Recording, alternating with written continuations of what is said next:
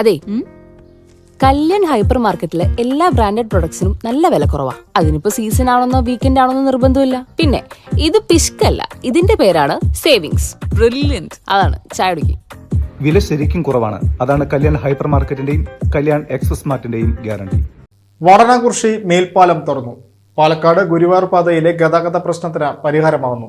അതേസമയം പാലത്തിന്റെ വീതി കുറവ് വലിയ പ്രശ്നമാണെന്നും ഡ്രൈവർമാർ പറയുന്നു. ദീർഘവീക്ഷണമില്ലാത്ത പാലം നിർമ്മിച്ചതെന്നുള്ള ആരോപണവും ഉയർന്നിട്ടുണ്ട്. രണ്ട് വലിയ വാഹനങ്ങൾ ഒരേ സമയം കടന്നുപോകാനുള്ള വീതിയില്ലെന്നാണ് പ്രധാന പ്രശ്നം.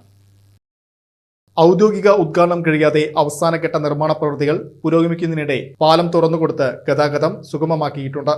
നിലവിൽ ഒരു ദിവസം 12ലധികം തവണയാണ് പാലക്കാട് ഗുരുവായൂർ റൂട്ടിൽ വടനാകുറിശി റെയിൽവേ ഗേറ്റ് അടച്ചിടാറുള്ളത്. അതുകൊണ്ട് തന്നെ ഈ പാതയിൽ ഗതാഗത കുരുക്കും പിന്നീടുള്ള അമിത വേഗതയെല്ലാം അപകടങ്ങൾക്കിടയാക്കിയിരുന്നു.